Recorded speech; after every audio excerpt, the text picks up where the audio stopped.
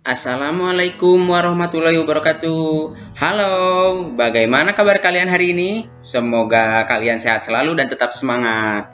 Pada kesempatan kali ini, kita akan belajar mengenai tema 5, pahlawanku, subtema 2, pahlawanku, kebanggaanku.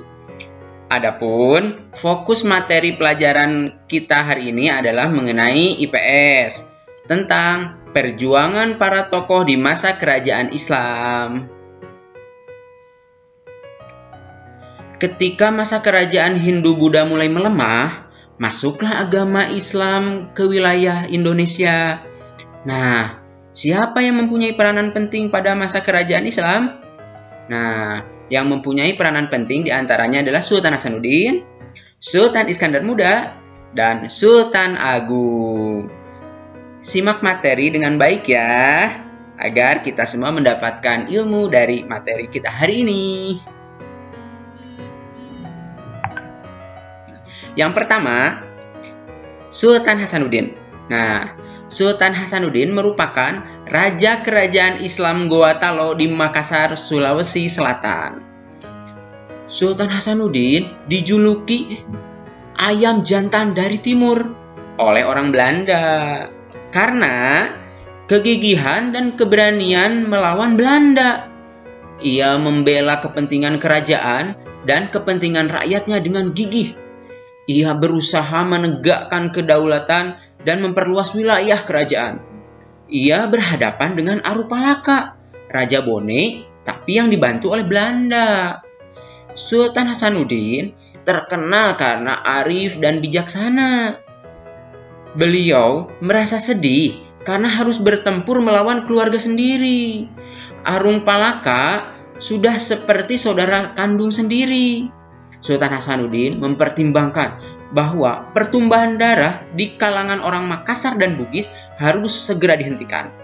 Akhirnya, Sultan Hasanuddin berusaha menggabungkan kerajaan-kerajaan kecil di sekitar kerajaannya untuk melawan Belanda. Nah, karena perjuangan dan jasa-jasa Sultan Hasanuddin, namanya diabadikan sebagai nama jalan dan nama universitas di Makassar, Sulawesi Selatan. Bahkan, pemerintah juga menganugerahkan gelar pahlawan nasional kepada Sultan Hasanuddin.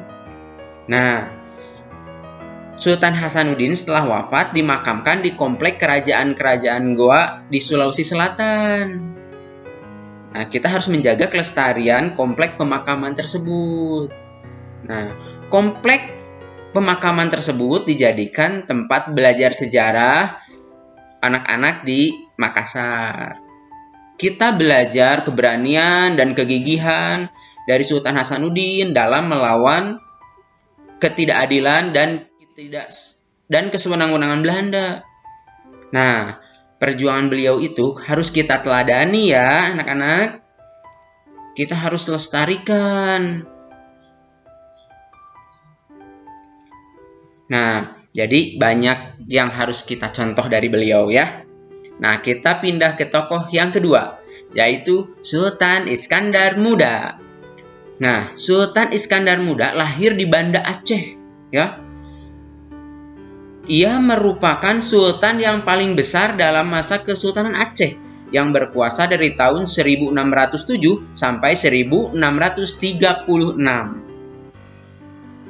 Sultan Iskandar Muda memiliki jasa bagi Kesultanan Aceh, yaitu daerah kekuasaan Kesultanan Aceh yang semakin besar dan reputasi internasional sebagai pusat dari perdagangan dan pembelajaran tentang Islam. Kemudian, tokoh yang ketiga adalah Sultan Agung. Nah, Sultan Agung yaitu tokoh yang terkenal yang hidup pada masa kerajaan Islam. Ia adalah raja kerajaan Mataram ya. Memerintah antara tahun 1613 sampai dengan 1645.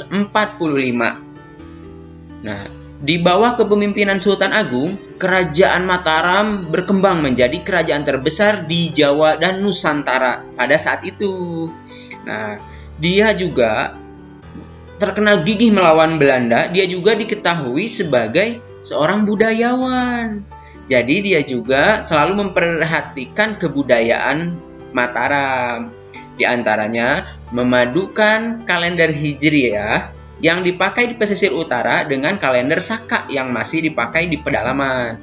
Sultan Agung juga dikenal sebagai penulis naskah sastra gending.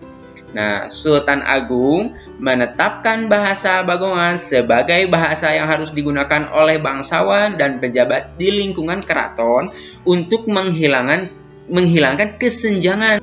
Semoga materi yang Bapak sampaikan pada hari ini bermanfaat buat kalian. Ingat pepatah, bangsa yang besar adalah bangsa yang menghargai jasa para pahlawannya. Sekian materi hari ini, nantikan materi-materi selanjutnya ya. Mohon maaf jika penjelasan Bapak kurang dimengerti atau ada penjelasan Bapak yang salah.